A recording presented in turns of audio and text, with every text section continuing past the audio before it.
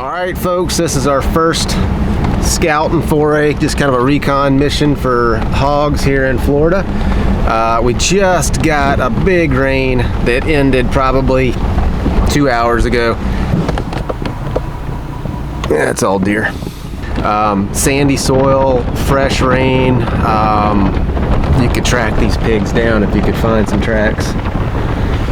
Gonna take a closed road down to the bay, walk the shore for a 1.5 miles, 2 miles, and then loop back through the woods and just see what we can see. I think it should be about a 6-mile loop.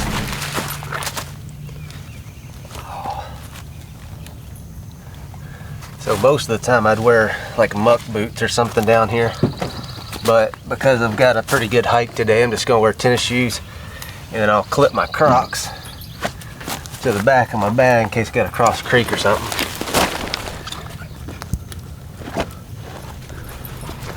Oh, we gotta tape up his collar so he's not jingling all over the place.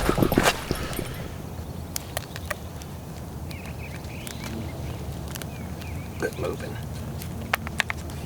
That'll work right there, yeah.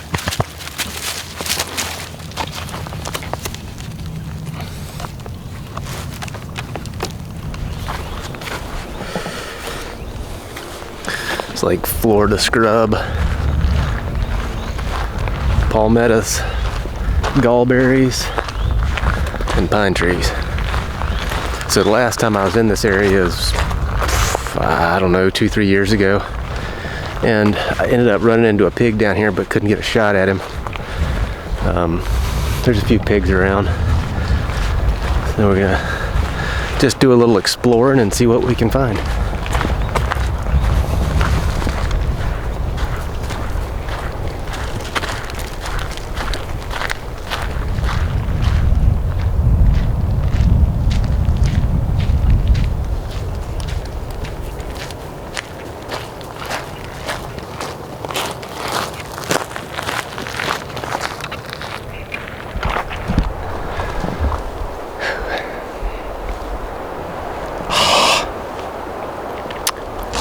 So Cedar, that back just about messed up. So here we've got one of our Florida native species. Cedar, sit. Cedar, sit. Sit. He was right on top of this thing. I hope he didn't get bit.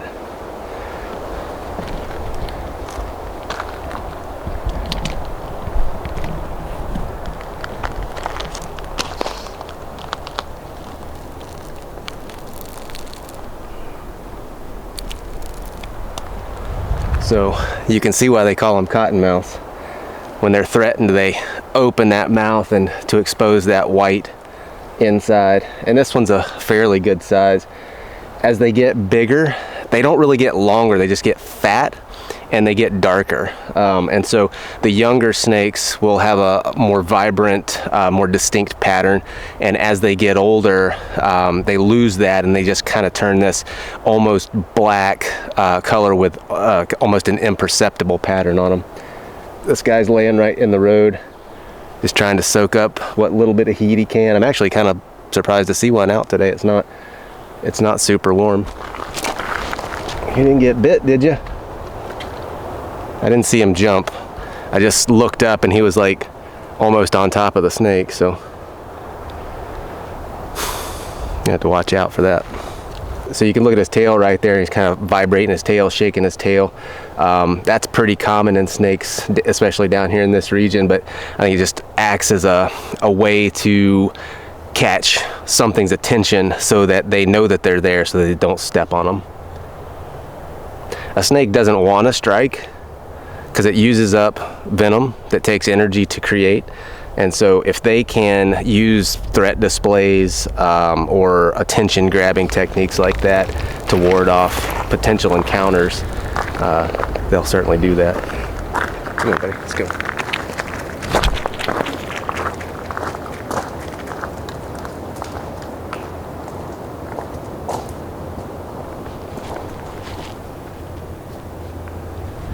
So a lot of these roads down here have these ditches, these borrow pits that are filled up with water beside them. That's just when they built these roads, that's where they got the material to build the road up from, and so they just kind of dug that ditch out, piled the soil up, and the water table is so high here, so close to the surface, that it just fills up.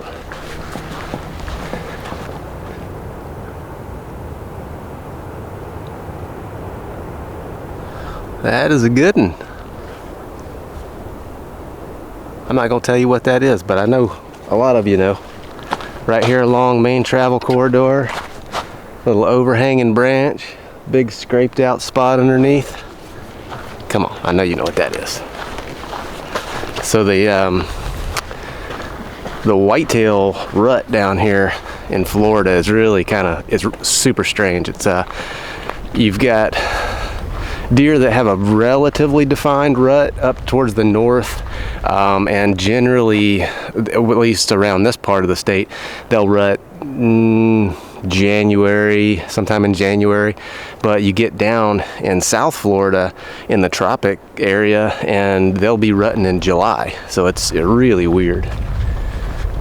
There's these little localized kind of rut zones all throughout the southeastern US.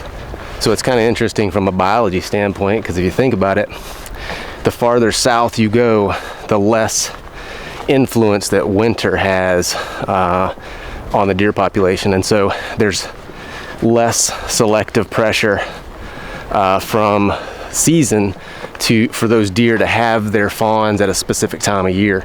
And so in tropical regions, you kind of get this really dispersed breeding seasons. That's why when you get into the northern states, you tend to have a much more defined rut. And in the southern states, a lot of times it can be pretty spread out.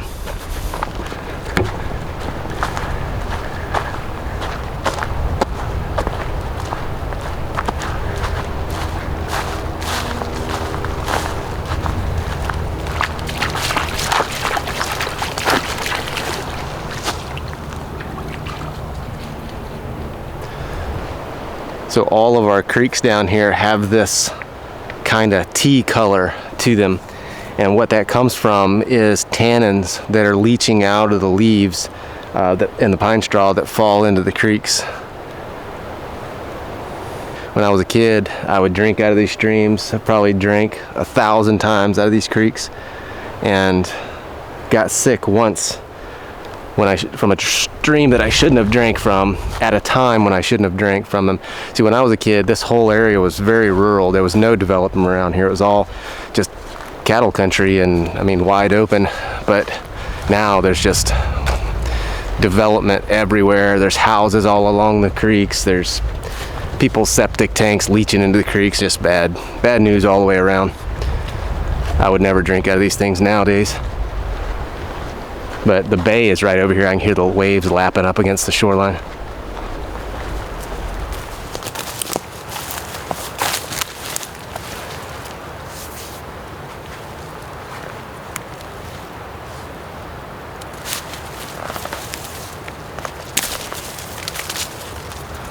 So this is our native river cane. This is what Native Americans primarily in this part of the world would have made their arrows out of, and I've made lots of them out of this stuff. And once you get, it's a lot of work to get a good arrow made. It's a lot of straightening and just a lot of work in general to make a primitive arrow. But once you get them made out of this river cane, they are about as indestructible as any arrow I've ever shot, carbon included. They're just like fantastic arrow material. Got a big stand here. If you spent probably half an hour in here, you could get, I don't know, dozen, maybe 2 dozen really good shafts.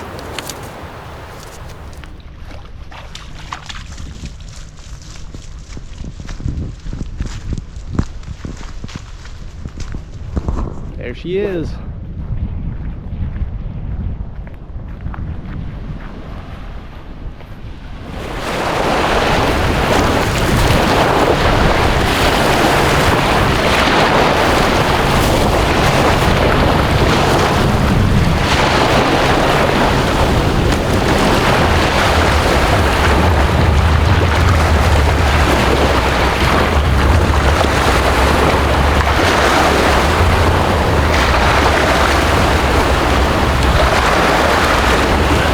Well, my original plan was to walk up the shore and then hook up to another road down there, but looks like the tide's up and there's just not much room between this tall grass and the water.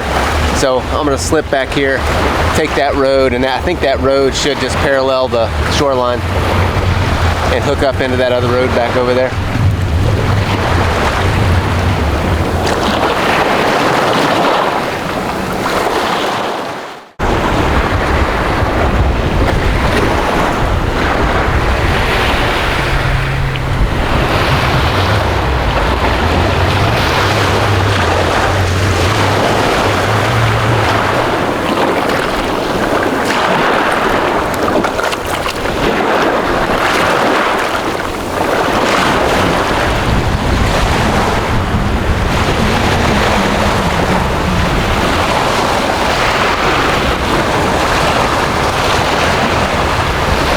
So since we're not finding any pigs, I figured we'd just keep on with the ecology lessons.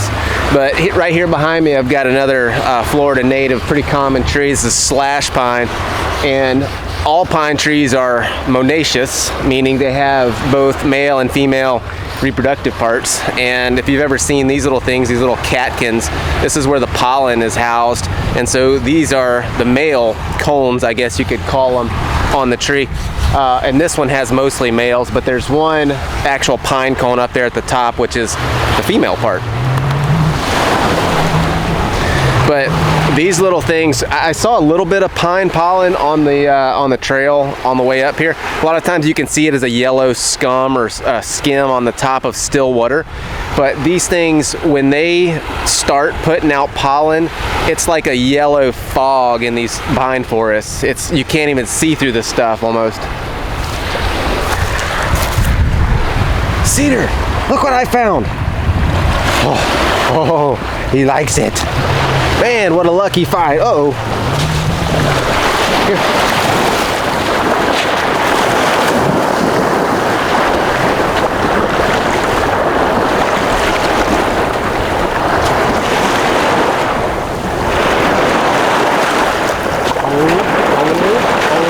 Hold. Ah, you shithead.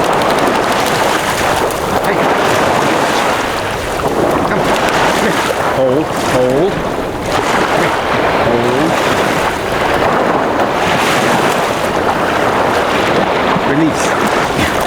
I don't shake on it.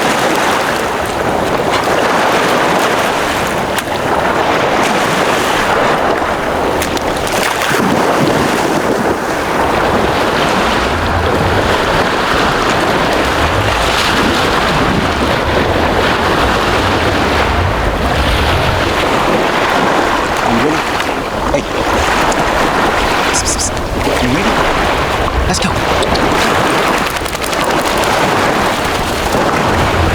Hey, buddy, come on. All right, so I'm gonna just hit this road. It looks like on the map, it looks like this road goes down and connects into another and makes a loop.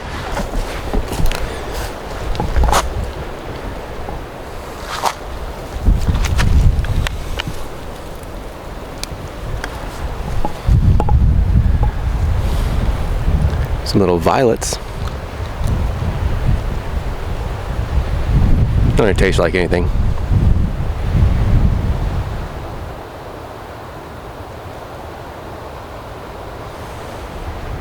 So you can see that yellow scum. That's what I was talking about with the pine pollen. But that's just kind of getting started. Once these pines really start dropping pollen, I mean, it'll be just like a solid yellow layer floating on this water. So Cedar's up the trail here, maybe 65 yards. I've been working on him with hand signals just a little bit. I just kind of see if I can get him to sit from this far away. See if you can see him up there. Cedar, sit. Sit. Down. Sit. He squatted. He's in the water, so he probably doesn't want to sit down in the water. But that was good. Stay. So I'm working on him so that he can pig hunt with me like this. and be under control when we do find pigs. I don't blame him for not sitting in that stuff. Here, come. Come. Come. Sit. Good boy.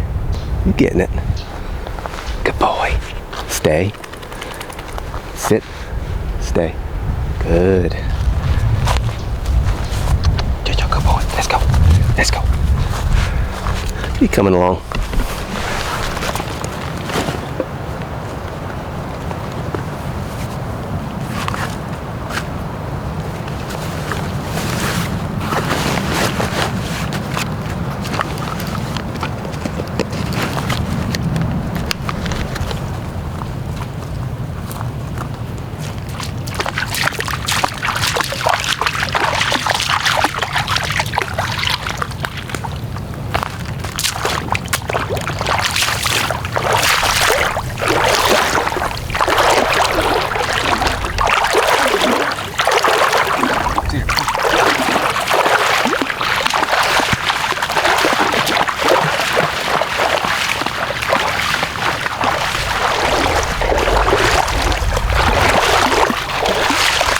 Got a little soggy, so I had to take my shoes off and go with the Crocs.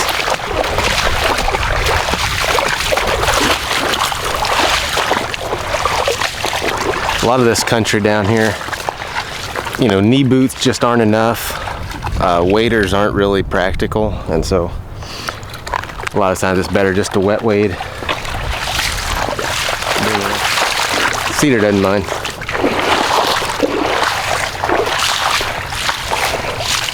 Give Cedar another try. He's up here about 60 yards. Down. Good.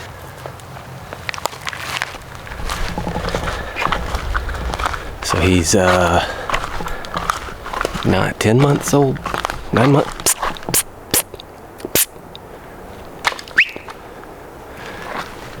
Stay.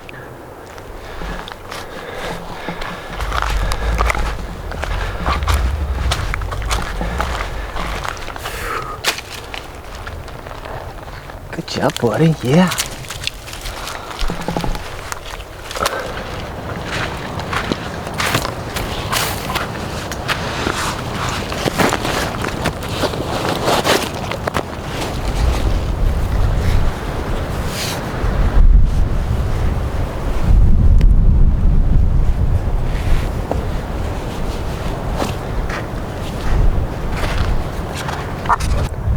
Wool socks 100% of the time, no matter what, even in warm climates, because they don't stink, they don't soak up moisture.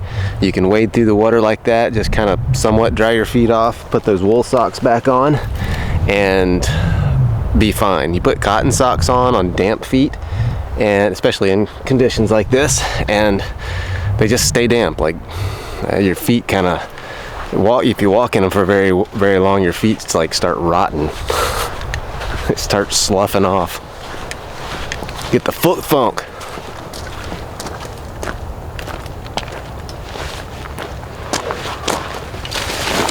All right, so we're almost back at the truck, and I haven't seen any hog sign today, and so it's not looking like I'm gonna find any pigs. But I wanted to end on a note that I think you might find interesting. So this shrub that I have right here, this is Yaupon holly, Ilex vomitoria, and it is one of, I think, only 2 species in North America that contain caffeine. The other one being a closely related species, Dahoon holly. I don't know exactly what the caffeine content in this, but I've seen where places online have said something like 30% less caffeine than coffee.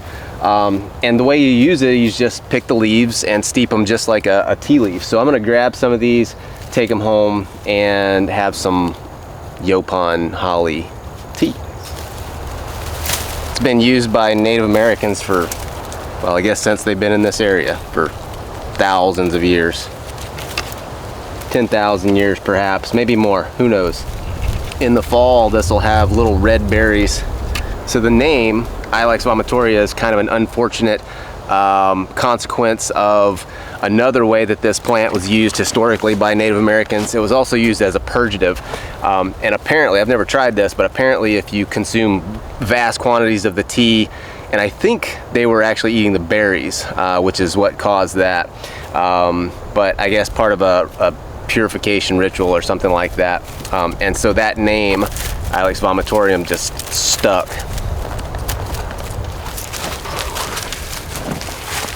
Well, no pigs today, but that's public land pig hunting. Kind of hit or miss. Sometimes you find them, sometimes you don't. So in my experience, the way to find pigs on public land is just cover country. Lots and lots of country. Pigs are really susceptible to pressure and also seasonal movements. They're very quickly they respond to changes in their food source, like these live oaks that I'm standing under right here. These will drop acorns, and then those acorns are going to only last for so long before they're either eat up or they're rotted away. Once this is gone, they move on to something else very rapidly, and they might move, you know, several miles to get to another food source. Also, hunting pressure. People with dogs will push them out of an area, or just repeated, you know, people bumping into them will move them out of an area. And so, you know, if you go to a place like this, you don't find anything, go check somewhere else, and then come back and check it later. Because if you do see old sign, they're going to be back in there sooner or later. This is the second time I've been to this area, and I've seen a little bit of pig sign in here, but just not a lot, not enough to make me want to come back here. And so I've got some other areas that I'm going to check out here in the next week or so, and hopefully find some pigs down there. It's along the river bottom. We've got a lot of rain, so the reason I didn't go there today is because it's probably flooded. Just need to let that water level go down a little bit. But anyway, pig season is, if there is such a thing, just getting started, and I'm pretty sure that we'll find some here sooner or later. So we'll see y'all on the next one. Stay tuned.